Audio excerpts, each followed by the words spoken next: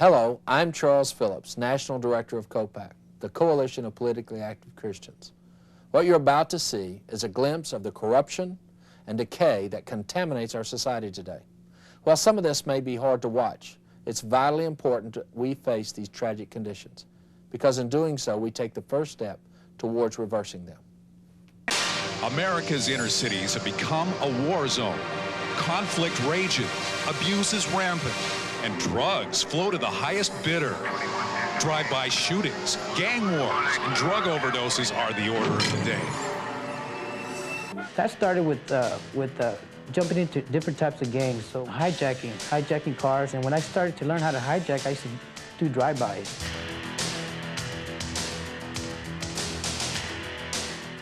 I think as I look back now, I can honestly say that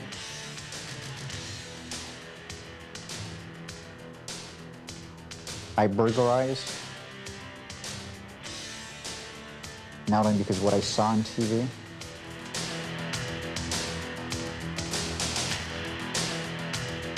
How old were you? When I first started prostitution. Around 17 when I first started. I worked in an escort agency on and off.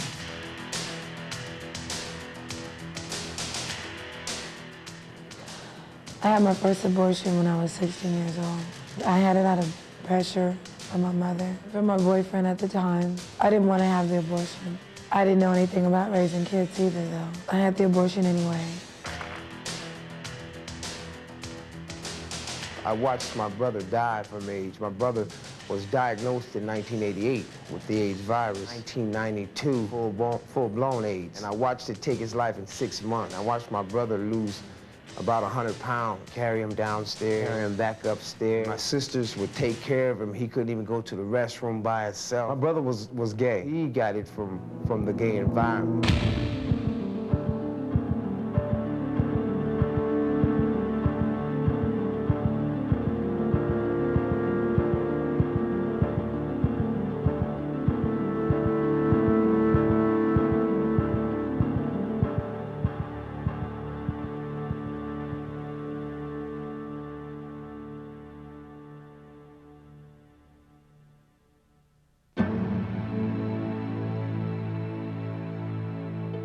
We live in a country teeming with abundance, yet tens of thousands of our citizens live without the basic comforts that most household pets enjoy. What are the true underlying causes of this phenomenon? And what acts of will are necessary to erase this human degradation? Sometimes there's a deceptive peace.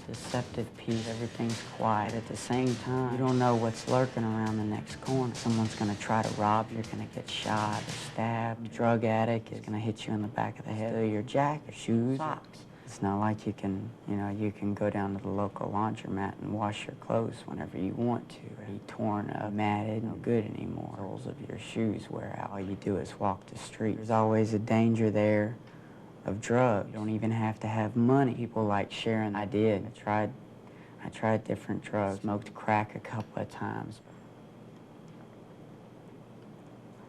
It's not easy being out on the streets. It's not easy at all.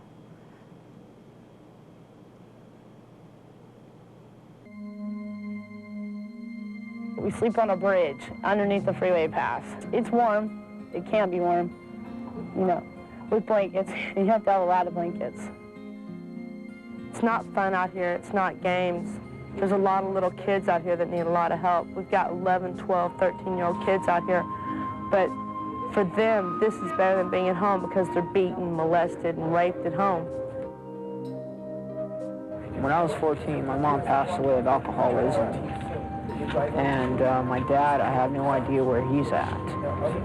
So ever since I was 14, I've been taking care of myself.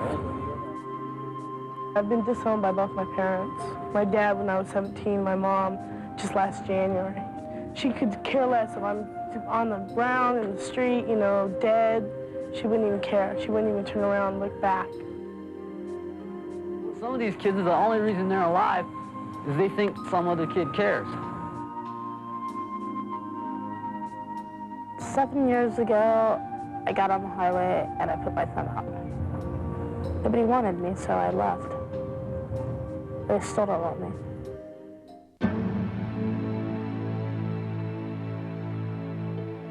Popular music, motion pictures, and television are saturated with a godless, violent nihilism that now permeates our streets.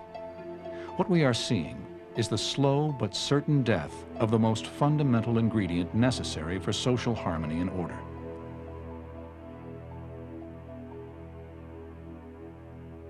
At the times when I was stealing, when I was burglarizing, I was just angry. I was very upset. And when the doctors pronounced my father dead, I didn't give a you-know-what about anything. I didn't care about nobody. I didn't care about anything. All I cared about was just go ahead and just taking and taking, stealing and stealing, and that was it. All I knew is I was going to go ahead and I was going to steal. And that's all I wanted to do. We did a drive-by. And when they retaliated, we were at a party at one time, and my oldest brother was there. He got killed. He got stabbed 27 times, and they shot him 3 times in the head. At that point, I just realized, you know, my life is just gangbanging and just retaliating and just doing drive-bys. I enjoyed doing drive-bys, just shooting anybody I could see that was not from my hood. And then, you know, you get involved in the gangs, and, you know, it's not all about, you know what I mean, having a good time partying, you know what I mean? You're bound to get busted, you know what I mean? That's part of the program, is getting busted, you know. You know, I'm one of them guys that, you know, that was constantly busted, you know, went to camps, to youth authority, to prison, you know, and I joined the gang like when I was about 12 years old, you know. The last 25 years that I've been, you know, was out there running around, I probably spent about a good 21, 22 years of it in behind bars altogether. And, you know. Hurting people, shooting them, didn't care, didn't have no remorse for nobody. That was the thing to do, go out there, go party. And especially when you're out there partying, you get all drunk or whatever, loaded on drugs. You know, you do all kinds of stupid stuff. You don't know what you're doing. Whatever they say, let's go rob a store, okay. You know, let's go shoot somebody, okay. Let's go kill somebody, okay. Then if you don't do it, they either label you as a sissy, punk, a leva, or whatever. You can't come around there no more, or, you know, they'll jump you. Some gangs might even, you know, go as far as to shoot you. I don't know. They get pretty serious.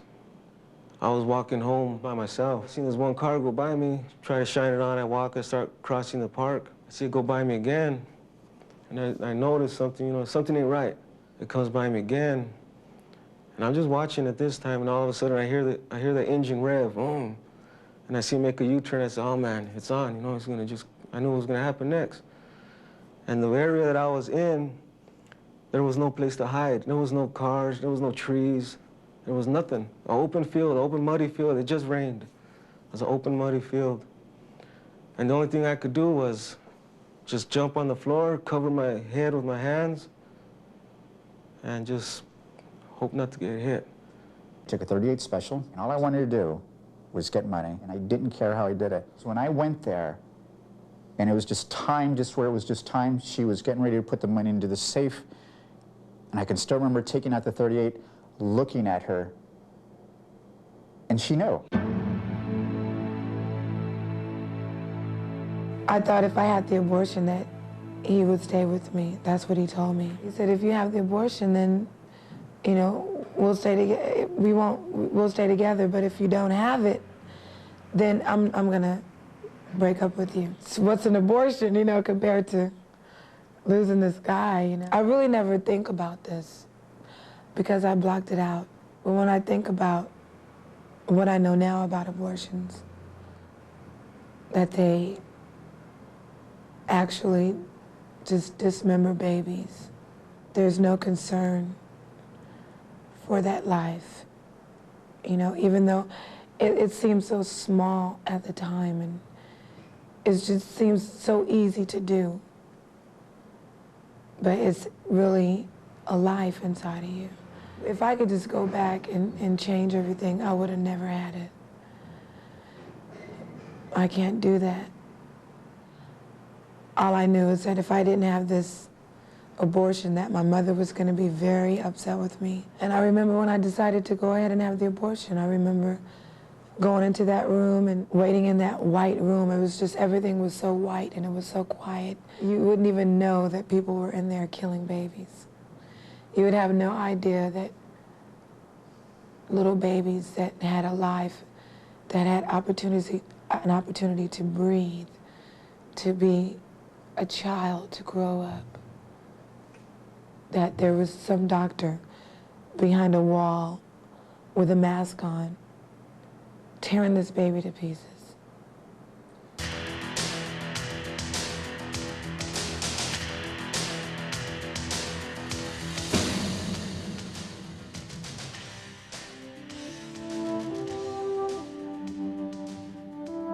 I was raised with two wonderful parents who gave me a great background in Christianity, but I made a mistake because I had been so well taught that God was a God of grace that I could just about go out and do anything I wanted, and God would, if it were wrong, God would forgive me.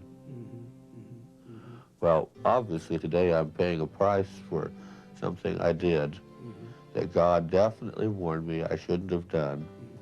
Well, the most impressive thing about Dave when we first saw him, of course, was the tumor involving the head and neck.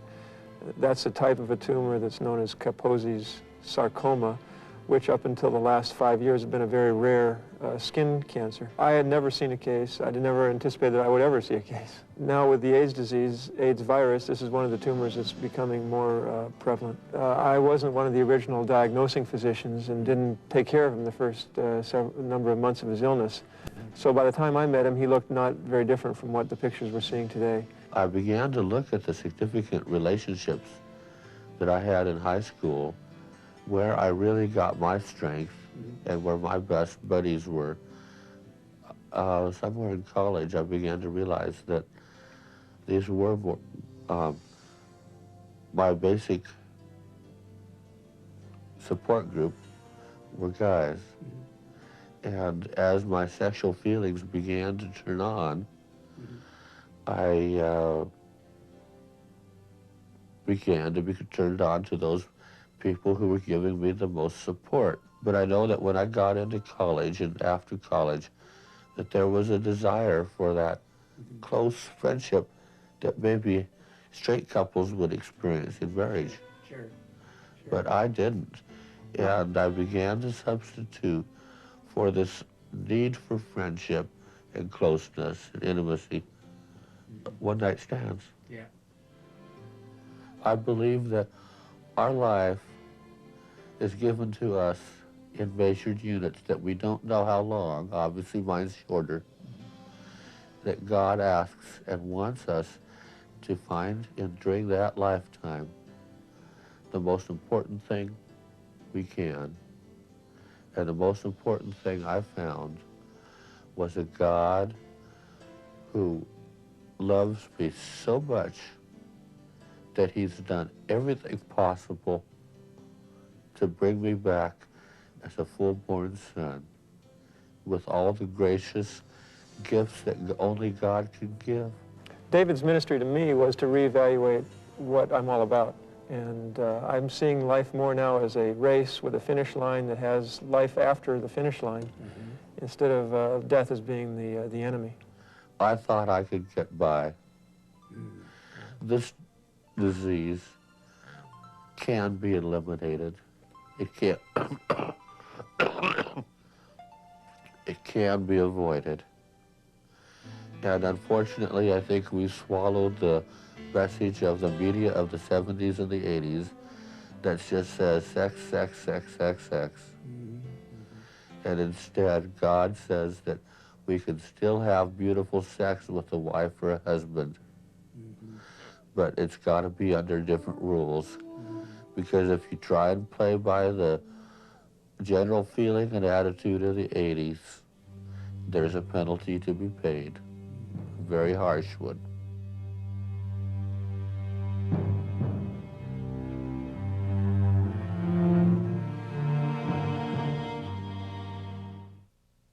The Oprah Winfrey Show exemplifies the media's blind support of the gay activist party line. When Oprah covered the subject of homosexual marriages, the bias was clear. Rather than being a balanced debate on an undeniably controversial subject, the program was an hour-long propaganda piece for the gay movement. The audience was nearly 100% gay. Oprah treated the homosexual guests with almost reverent respect, while she verbally chastised those presenting an opposing view.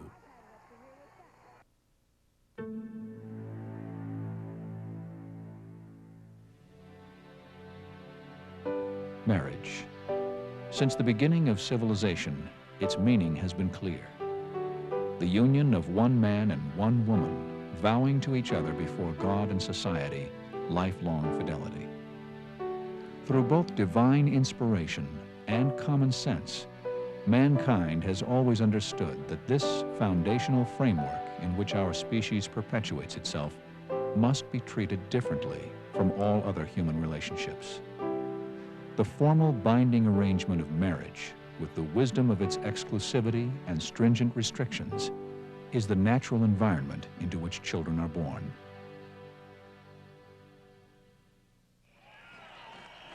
But in recent years, one small but determined segment of the population has been waging a vigorous campaign to force upon mainstream America new definitions of marriage and family. Over the past quarter century, the so-called gay rights movement has been slowly winning the war against traditional family values. For strategic purposes, homosexuals have targeted institutions like the military and public education to advance their agenda. But now, gay activists are setting their sights on perhaps the most crucial prize of this conflict.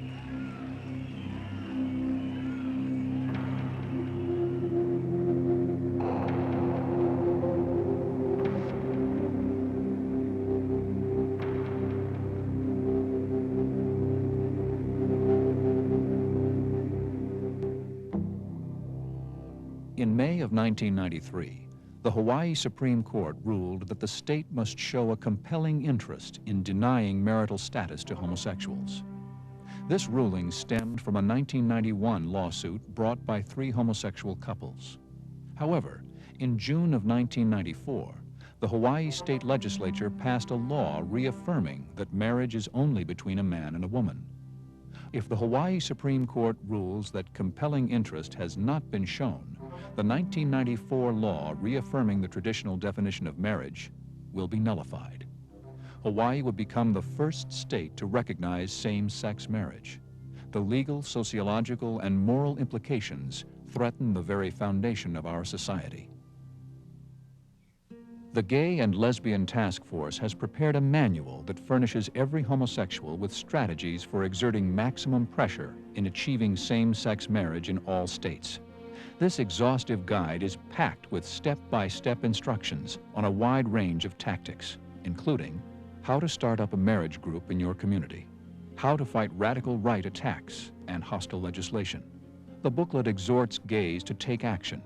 We must change the shape of our culture to accommodate our difference.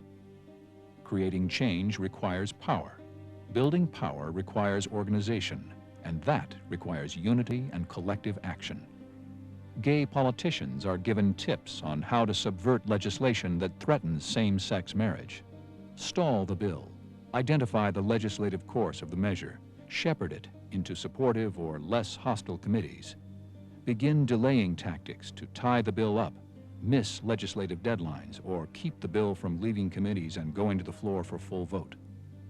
Perhaps the most telling section of this manual lays out a laundry list of strategies for soliciting the support of the media. Capture the attention to highlight gay, lesbian, and bisexual loving unions. Push your local newspaper to accept same-gender anniversary or wedding announcements. Invite the press to cover your loving union ceremony. Identify articulate gay, lesbian, and bisexual couples willing to tell their stories to the media. Pitch story ideas to the press with local angles and national hooks. Solicit statements from influential local public, civil, and religious figures. The statements can focus on the discrimination angle. Encourage gay, lesbian, and bisexual couples to send engagement announcements to their local newspapers. What is interesting is that with each point in the plan, there is an implied presupposition that the media is already an ally of the gay movement. With predictable regularity, the media presents only the most positive picture. The dangerous side of homosexual life is virtually ignored. Although the gay population continues to be devastated by the tragedy of AIDS, the promotion of sexual freedom is as unrestrained as ever. Young people are being lured into potentially deadly behavior in record numbers. While so-called safe sex is given lip service, the pursuit of activities that sooner or later are likely to lead to HIV infection goes unabated. Yet the media shies away from asking, is there no danger in supporting homosexual marriage, thereby granting society's ultimate stamp of approval on gay behavior? Is it likely that with such a compelling endorsement, no young people will be enticed into perilous experimentation? At random, we interviewed 18 young men still in their teens. What we learned was alarming.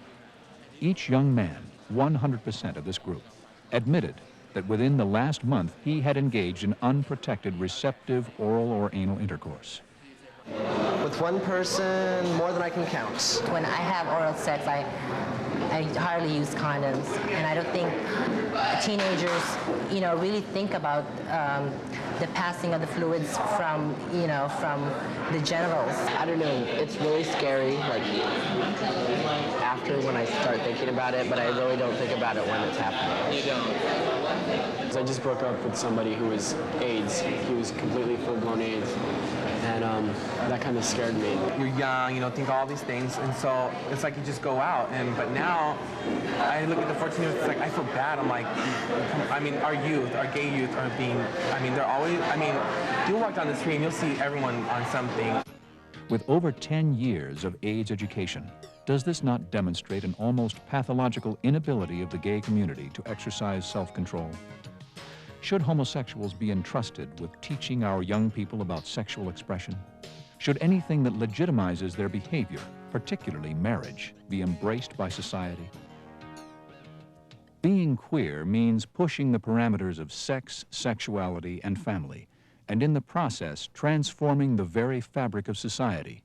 In arguing for the right to legal marriage, lesbians and gay men would be forced to claim that we are just like heterosexual couples. We must keep our eyes on the goals of providing true alternatives to marriage and of radically reordering society's views of reality.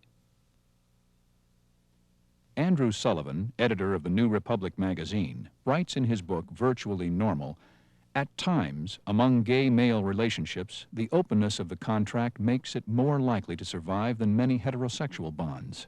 There is more likely to be greater understanding of the need for extramarital outlets between two men than between a man and a woman, and the lack of children gives gay couples greater freedom. In the December-January 1994 issue of Out magazine, gay activist Michelangelo Signorilli urges homosexuals to fight for same-sex marriage and its benefits, and then, once granted, redefine the institution of marriage completely, to demand the right to marry not as a way of adhering to society's moral codes, but to debunk a myth and radically alter an archaic institution. What will be the legacy we leave our children and grandchildren? What is our responsibility in defending the true meanings of marriage and family? When future generations look back on us, will they wonder why we stood by and did nothing? Will they ask, was the moral bedrock on which our country stands not worth fighting for? Or will they remember us with loving gratitude for our strength and courage in withstanding those forces determined to lay claim to our culture's most sacred institutions? For the course of action we take today, we will forever be held accountable.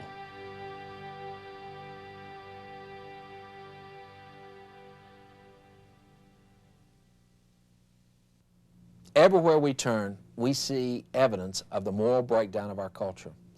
With indignation, you may ask, what's happened? How could our society have sunk so low? Who's to blame? With a little honest thought, I think you'll find this sobering answer. We are to blame. That's right.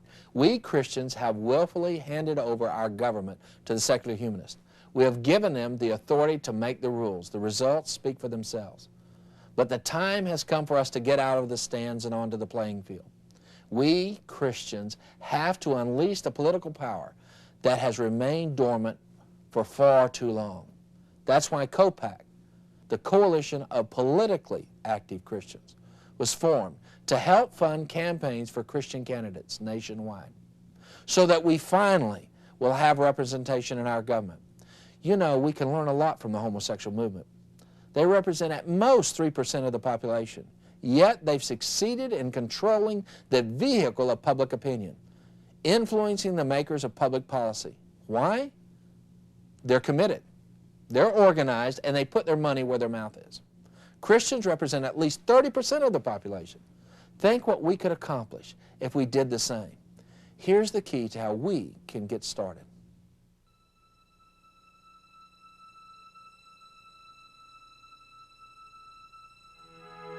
The founders of our great country dreamed of a land guided by the highest moral principles.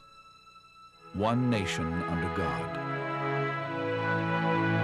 They saw a land where nothing is defended with more passion than religious freedom, where the family is protected as the most important building block of our civilization, and where every human life is respected as a unique gift from the Creator.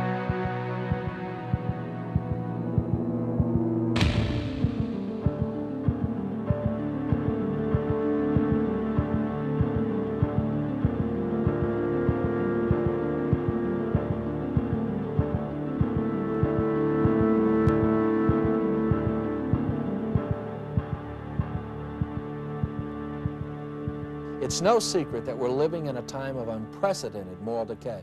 Never before have our country's most fundamental ideals been so aggressively attacked, not only by political and social forces, but even by major corporations that actively support activities and behaviors that threaten to destroy our culture.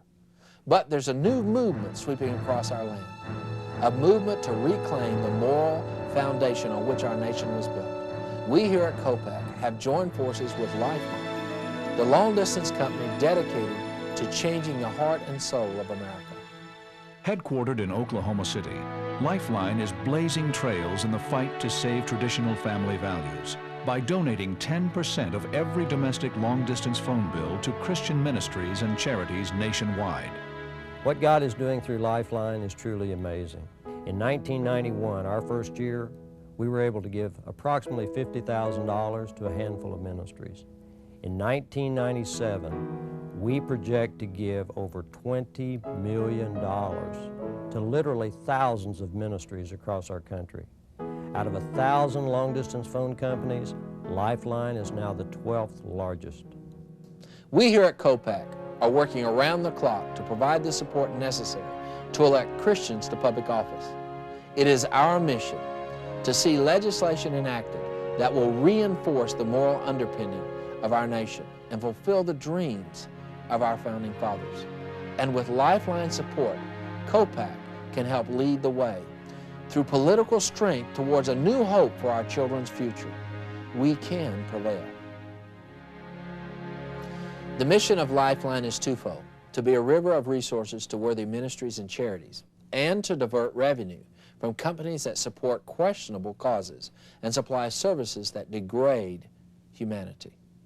In a disturbing expose of the pornography industry, U.S. News and World Report disclosed that AT&T is one of the biggest carriers of phone sex. AT&T was also a major sponsor of the 1994 Gay Games in New York City. MCI has joined the National Gay and Lesbian Business Alliance in a marketing campaign aimed at homosexuals. And Sprint, through Working Assets, supports Planned Parenthood and the abortion industry. I know you'll agree with me that these companies are not worthy of your business. That's why it makes no sense to continue supporting them when there's a godly alternative. The people at Lifeline are going up against an establishment of very powerful forces. I applaud you for faithfully joining in this struggle. But our work has just begun. The road ahead is long and difficult, and in the coming years there will be many battles to be fought. I want to introduce you to a special Lifeline program that has the power to expand and multiply the kingdom of God beyond anything we ever imagined. Here's how it works. When you switch to Lifeline, you'll receive 30 free minutes just for signing up. rates that are 4 to 8% lower than AT&T's standard rates. There are no sign-up fees, no switching fees, no extra numbers to dial, no separate billing, and most importantly, 10% of your long-distance bill each month goes straight to ministry. With Lifeline, every time you pick up the phone and make a long-distance call, you can help elect a Christian candidate to public office. I urge you to share this tape with every Christian you know and give them the same opportunity to join in extending the kingdom of God to new horizons, horizons we never thought possible. Make this day one of godly purpose. Share the vision of Lifeline with all of your brothers and sisters in Christ. In the coming years, mountains can be moved through the ministries and charities that Lifeline supports, but only with your commitment. We as Christians know that for every one of our choices, we will forever be held accountable. Our children and grandchildren look to us to set a righteous example. Their spiritual future depends on the decisions we make today. Let your voice be heard. Proclaim what you believe. Stand with Lifeline today in the fight to reclaim America.